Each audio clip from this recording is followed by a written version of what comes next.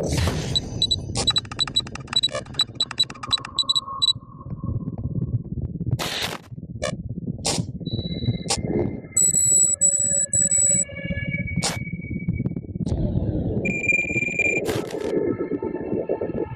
there, Machedo speaking to you from Machedo.com, who's Machedo and Think Personal Branding. Today the date is 2nd January 2018, time right now 6:57 in the morning.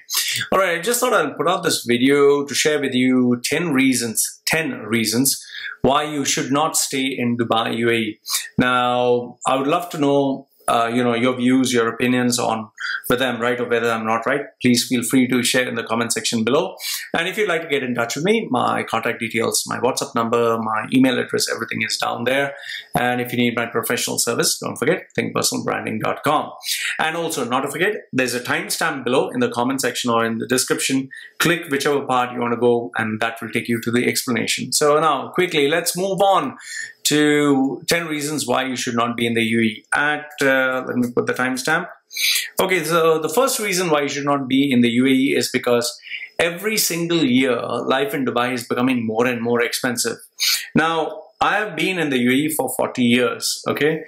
36 to be exact, 36 years. My parents were there for nearly 50 years. All my families were there in UAE. All my friends were there. I completed my schooling in Saudi Indian school.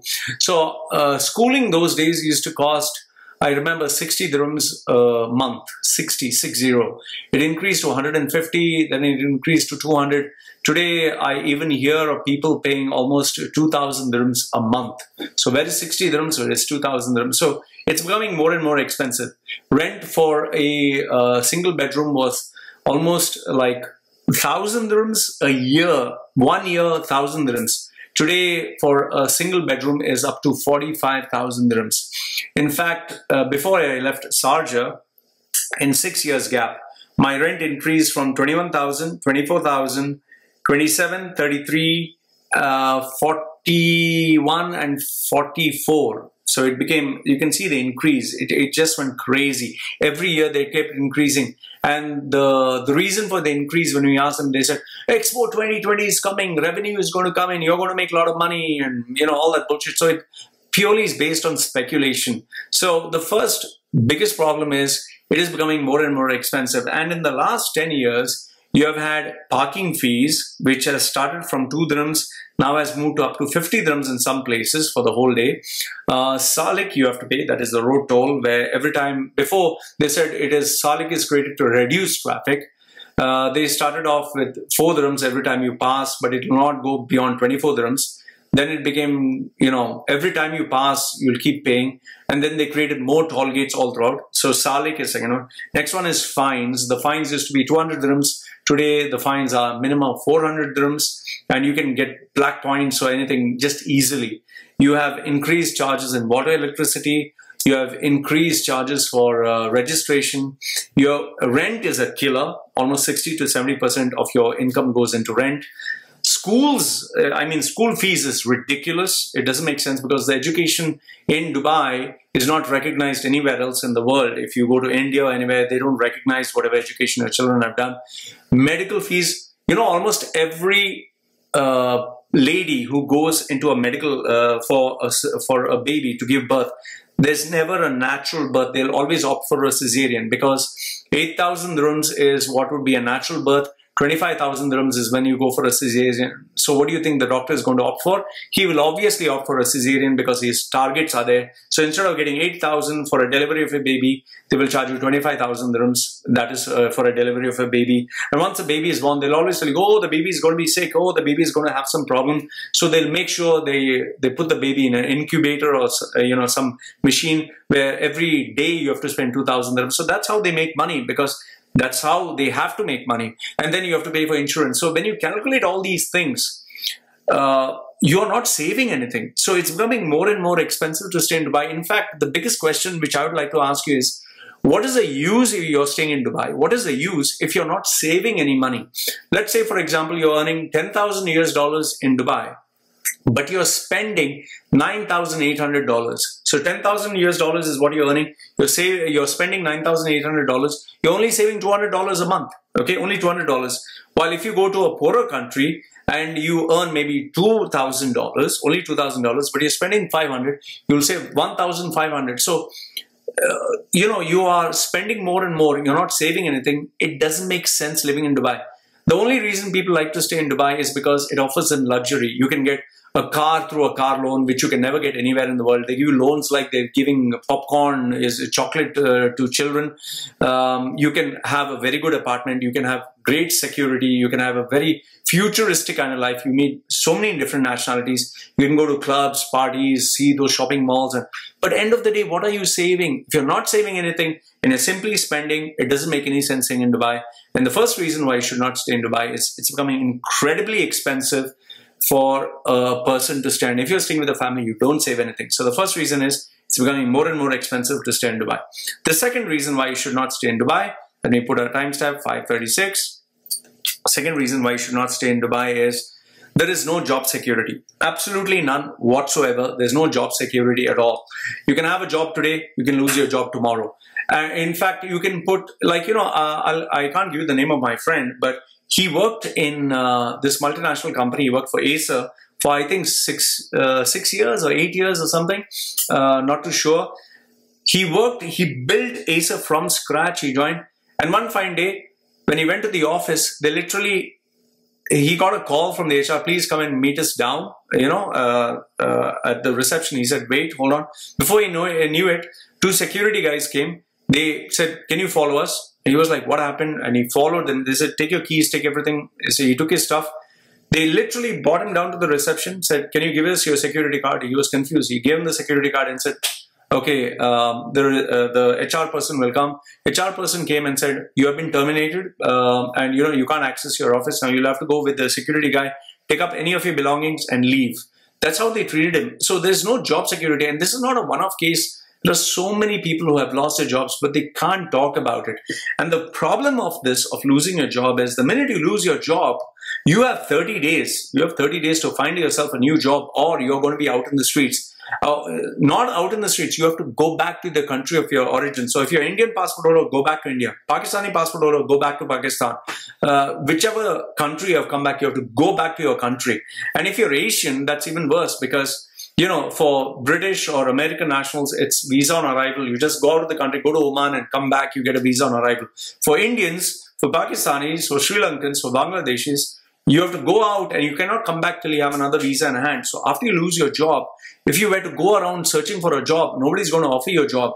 And the worst part is employers know that you being an Asian passport holder, you are in more need of them, more than they need a person, you need the job badly. So they will literally, rub your face to the ground. Even if you have all the talent in the world, they don't care. So there's no job security, and getting another job is incredibly hard. So that's the second thing. And, here's the problem. Many people, they feel no end to themselves. They have this massive ego. I have job security. I have this big position. The position is a dummy position. It doesn't mean anything. You can be director. Nobody gives a damn. Once you lose your job, you're finished. Nobody look at your face. It's only the money that you make. So keep in mind, there's no job security. Politics plays a vital role. And if the owner doesn't like you, no matter what you do, you're out. So unless you're a money-making machine, there's no job security in UAE, especially Dubai. There's no job security. Anytime you can lose your job. It's not the question that, oh, I'm incredibly good, I'm number one. If they don't like you, if politics works against you, and the owner doesn't like you, you lose your job. Anything can happen. Okay, have a look at your friends who lost their jobs. I'll tell you, this job security is never there. Okay, and if your boss, you cannot tolerate your boss, or boss cannot tolerate you, you will lose your job. Trust me, it's just a matter of time. The third one is, let me put a timestamp, 8:50.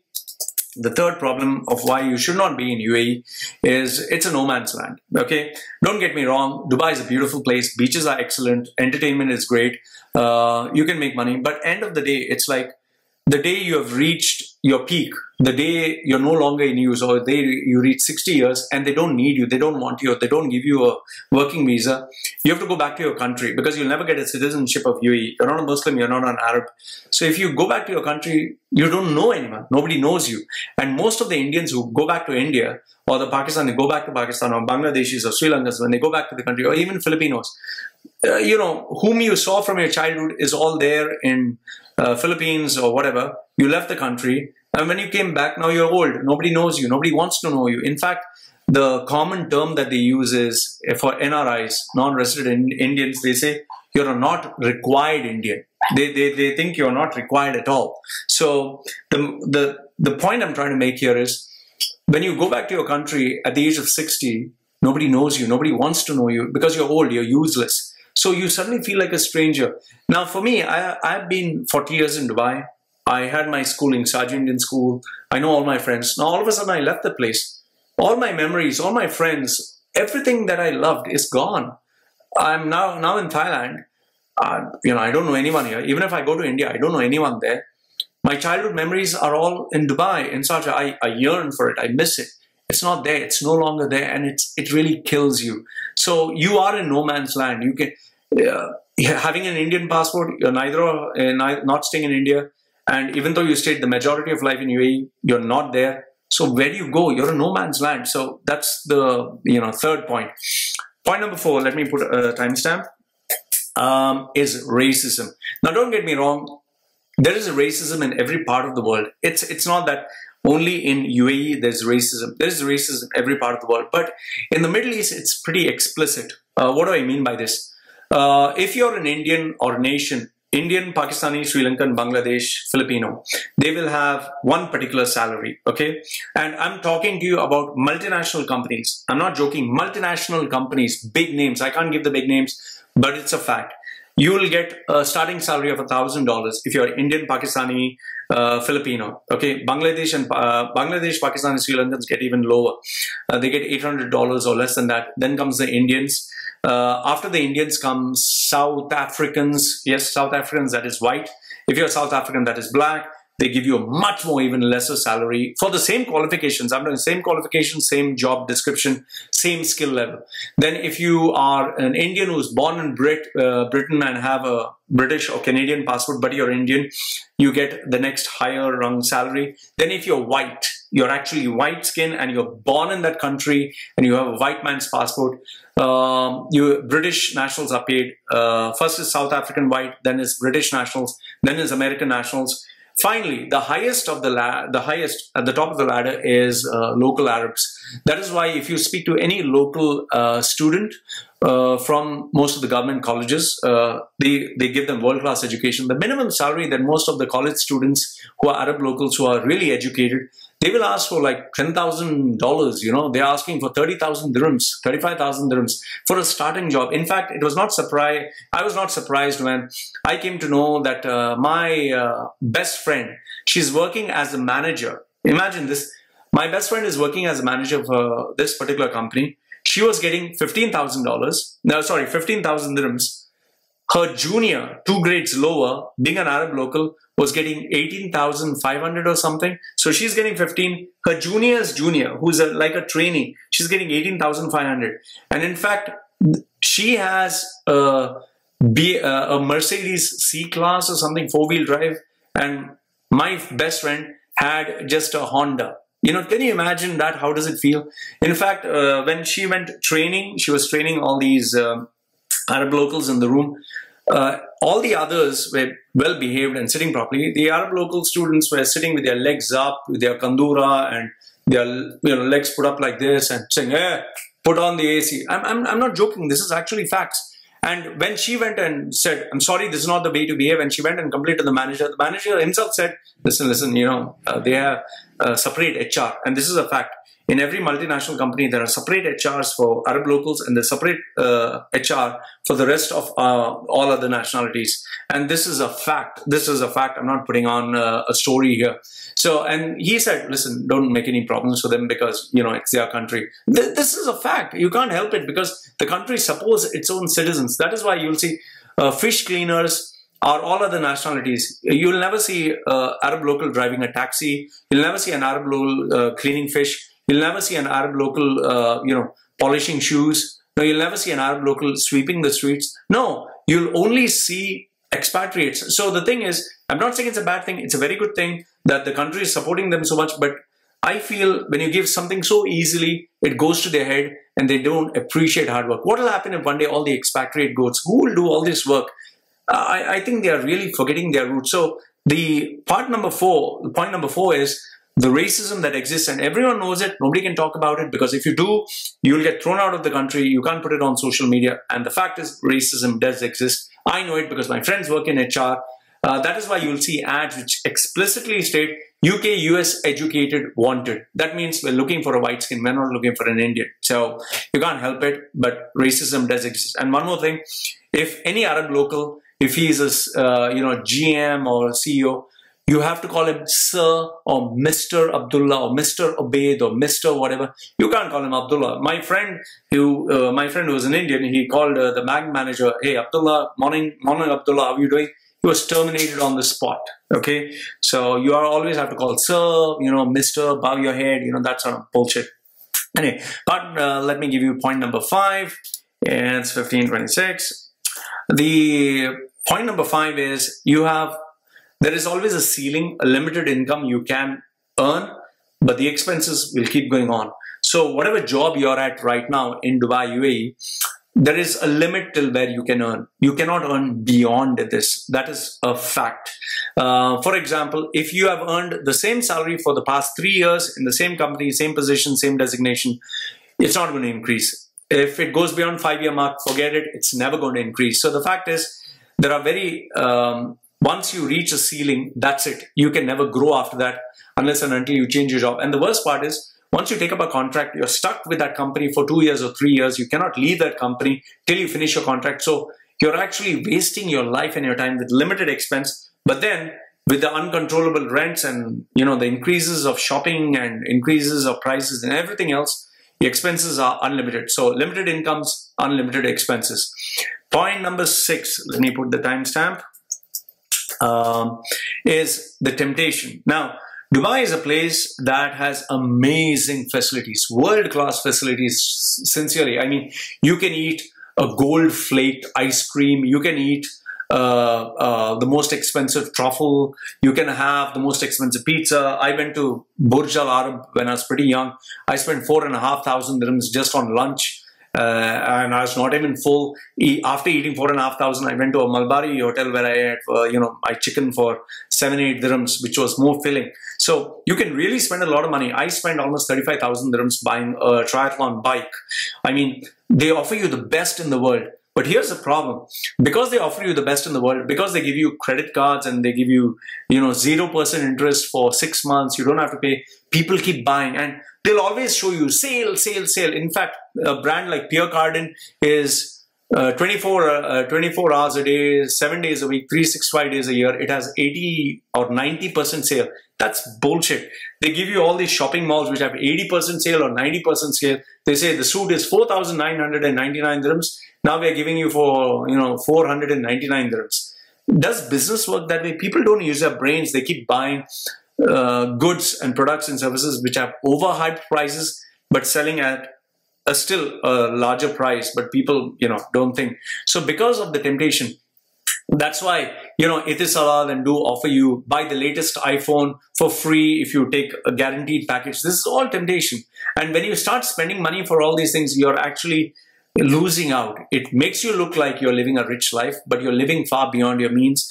And the temptation, you will succumb to it, because you'll always go to TGIF, or you'll go to a shopping mall, or you'll go watch a movie where you end up spending 100, 200 dirhams just for a movie. A ticket is like 30 bucks for buying the ticket. Then with the popcorn and everything else, it goes straight away 100, 200 dirhams. People don't mind spending 200 dirhams per head to watch a movie, but they would not spend on their education, which never makes sense. So temptation is endless, from perfumes to clothes to everything else. I mean, the brands like Splash and all that, they keep giving you, I mean, how many clothes can you keep buying? But people never stop buying shoes, clothes, because they want to show off, okay? So temptation is the next problem. Then let me put a timestamp.